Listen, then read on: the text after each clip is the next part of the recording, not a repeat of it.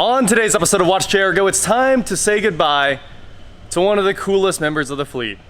It didn't stay around too long either.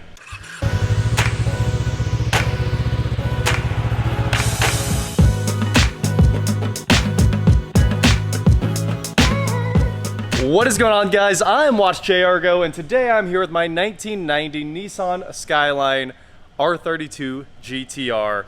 This is a car I never thought I'd say I was selling. When I bought this, there was a bit of a plan to own all the GT-Rs, but I'm selling it, and this is why. Do you guys remember when I picked this car up? I flew out to Phoenix, Arizona, drove this thing back over 1,000 miles home in about a day. It's incredible.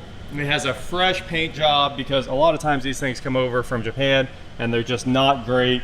The body is flawless. Everything is basically nailed except for this vent that fell out while I was leaving Arizona. And of course you could put the trim strips back on there. I don't have those trim strips, but it's all in really good shape. This is the Nismo body kit, all Gretty trussed. Let's open up the hood. This thing is literally full of rare parts that were brought over, as it is a 100% JDM build. Not much has changed since it got here. We've got the Cusco strut bar, and I mean the entire Gretty, like the whole thing is the Gretty Truss turbo kit, right? So this is the 88mm turbo, and of course you can see the Gretty logos and all of the piping and everything like that. When R32 GTRs are new, they are twin turbo, 2 small turbochargers.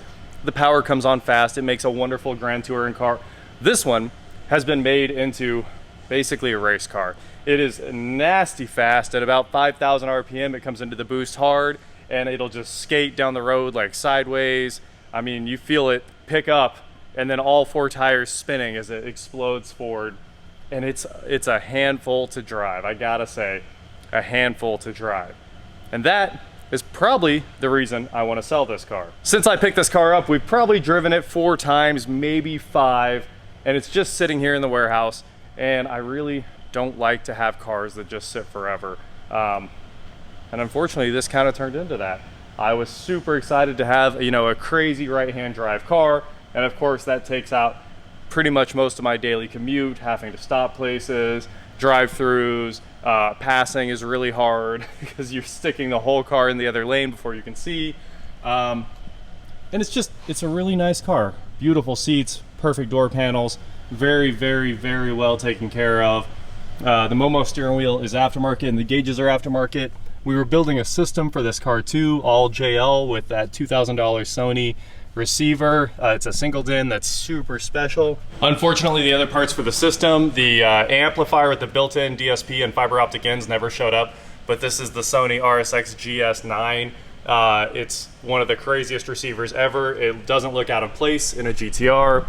Classic styling, incredible sound, and it would have had 100% optical transport from the head unit, from your phone through the head unit all the way back to the amp, which was going to be amazing. But unfortunately, the parts for the system have never come in. That was like 2 or 3 months ago when we tried to put that deal together.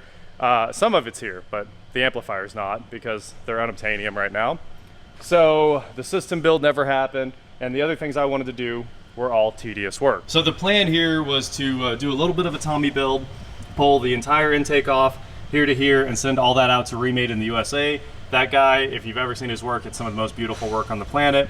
And he takes every single thing apart, replaces every single fastener with new galvanized hardware, replaces every single spring in the throttle bodies with brand new factory springs, vapor blasts every inch of it, and what you get back is better than it came from the factory.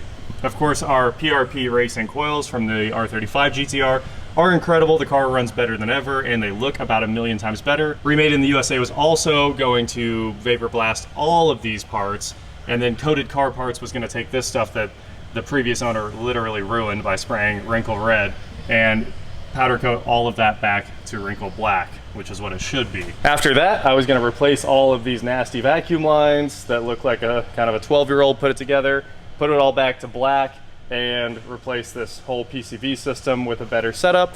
And then after you clean up the engine bay, this is about a $50,000 car. I mean, it's the going rate. There are plenty of examples you can find with about the same build, relatively clean, not crazy clean, but relatively clean, selling in the 50s. So I listed this car for $35,000. And there's really just one thing I want to try to fix today to make sure all of the buyers are comfortable with that. And that is the air conditioning. So the AC has never worked, which is why I fixed the windows before, because you gotta have one or the other. You gotta have the windows down or you gotta have AC. Today, we're gonna hop in this thing, drive it around a little bit, get a feel for it again, deal with the terrible race clutch that's in it. It's nowhere near as bad as the Ariel Atom, but it is a handful to drive. And once in a great while, I'll stall this thing. You forget that it's a 700 horse car with a nasty clutch, and you won't slip it enough and it'll stall, and then you're like, now it looks like I can't drive. You either have to put a bunch of RPM in the race cars and just let it eat, or really baby the clutches. And this ends up being more of a hassle to drive than anything else. So that is why I'm gonna let the R32 go. Yes, I love it. Yes, I'll probably never find another one, but at the same time, values are way up right now, and who knows what's gonna happen in the near future. So I did go buy a spoiler, as you guys saw. I picked up an OEM spoiler for 150 bucks. Needs a few touch-ups on it, but the car looks complete with it. And of course, that was lost when the car was painted. I don't know how. They lost all of the trim and kept all the badges. Just a quick overview of the mod list here. I've got it in my notes, it's so long. The Truss T88-34D Turbo, the Truss intercooler, Truss Type R blow-off valves, Truss intake manifold, Greddy intakes, HKS intercooler pipes, custom exhaust, 3.75 inch all the way back. Also, in some other videos, you guys have seen that flashing light showing the exhaust temp, the EGT warning on the dash. It's actually just disconnected. I found it under the car, so that's not a problem at all. It's just hitting some metal. Of course, the Platinum Racing coils we put on there, the Apexi Fuel Commander, the FC Commander, the full standalone, which is insane, Apexi Boost Controller, 850cc injectors, oil filter relocate, aftermarket oil cooler, Q's clutch, and of course, all Motul and Nismo fluids now. So, that's just the engine build. The list is so long, I don't even want to get into it. That's why I'm selling it. Now let's get it fixed so the next seller can maybe enjoy it on a summer day. First of all, let's start with the easy climate control troubleshooting here. We'll turn the ignition on and then hold off. 1, 2, 3, 4, 5. Hot. Should have turned on. Try number 2. Try number 3. We're gonna start it one more time and try to nail the timing. 1, 2, 3, 4, 5. Hey, down button. 25 and 26, 25, 26. And then 3.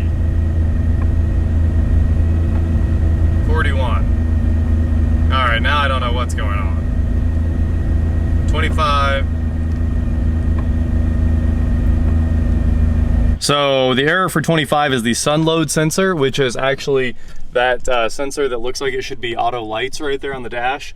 It says that's an error, but the troubleshooting guide says if the car is outside, that should fix that. So that's good.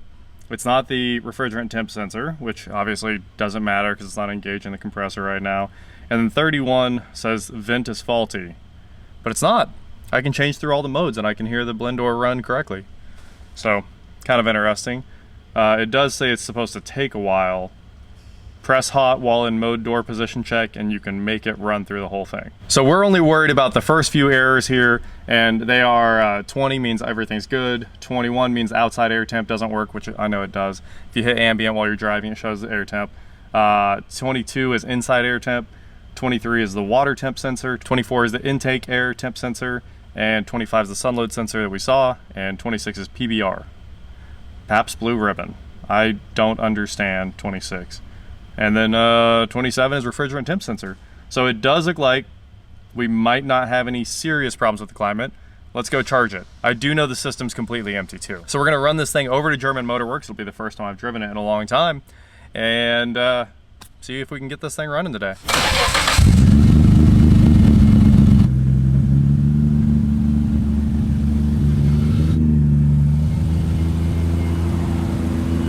Woo-wee! It has been a long time since I've driven a right-hand drive. I realized I probably haven't moved this car in 2 months.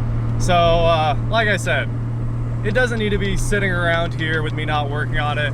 I want this to go to somebody that's gonna love it and put in that last, like, $10,000-$15,000 it needs to be a $50,000 car. And honestly, that's one of the big reasons I'm not doing it, because to make this perfect, those wheels, the Japanese ABS wheels, they need to go away. It needs a set of bronze TE37s. It's the only wheel that looks correct on this, or a completely stock wheel, which is too small. And it needs to go from these 18s down to 17s. So you figure just in like wheels and tires, you're gonna spend $5,000-$6,000 to do this car correctly. And then of course, we're looking at about $5,000 in work to make the underhood perfect. And then you're close to the $50,000 that this car will sell for.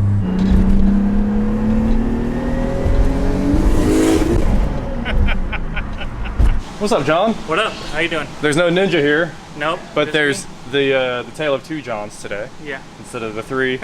What we're gonna do is try to throw the AC machine on this thing real quick, and I had found, there's one. There's the suction line. Where's the high side at? I think this is the high side. Oh, it looked pretty big. Yeah, that's the high side. Okay, okay. So where? It's gotta be. Let's just start following line. Yep, that's it. Shout out Giant Turbo Kit. There's the downpipe. There's where we need to hook the AC machine up. That's probably 1,000 degrees. Ugh. All right, well, at least it's not terrible to access. It's not horrible. Yep. Ignore my air filter that falls off every once in a while. I have to put it back on. It's okay. So we've got this bad boy on the vacuum pump, and you can see we've got 3 more minutes left in the vacuum cycle, but that's promising. And that's promising. These are good things. So obviously we'll let it vacuum the system down, and then it'll do its own leak check. I think it's probably set to like 5-10 minutes, something like that. And we'll see where this thing ends up. I was worried it probably needed like fully re-O-ringed, because it's old. It's just an old car. Hey, if it's never been opened, might be good. It might be all right. Might be all right. It might just not have been charged since it was in Japan last. Yep. So. Or they put the big turbo on and blew it off. And then put it back together and maybe didn't care for it. That's like super possible, So, obviously, because sometimes you're like, that line's in the way. Unbolt it. Don't worry about it. And then you have to run out of the shop. Oh, well, put that on. I don't need AC. It's a race car. That's right. That's right. So that's the problem about trying to sell like a car like this, you know, is people are like, oh, it's a race car. It already doesn't have AC. Yeah. So I figured I'd make all the creature comforts work. Hey, heck yeah. Yeah. And then we'd be good. And I can tell you one thing, the heat works. Well, that's good. If you turn the climate on now, you'll just be like pouring sweat. Anyway, 2 more minutes, we'll be back with you guys. There it goes. We're about, I don't know, 1/3 of the way there. Johnny's hiding. We did it! The GT-R has AC now, and it is so cold. This old system works. I'm honestly a little surprised, but boy, oh boy. Whoop. I don't know what gear's what. Don't look at me like that.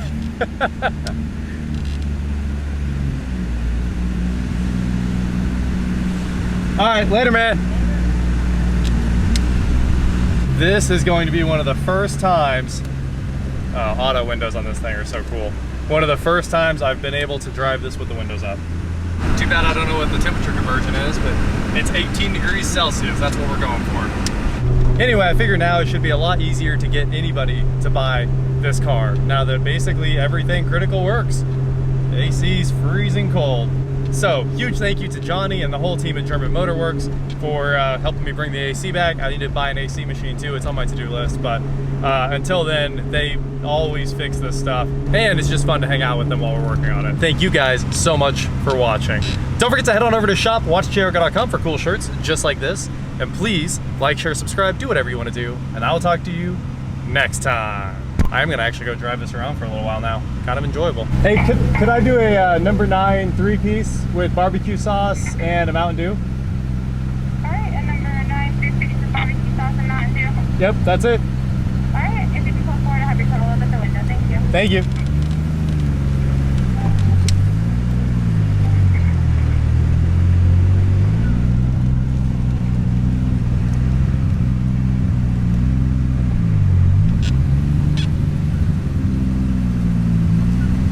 Just how you have to do it.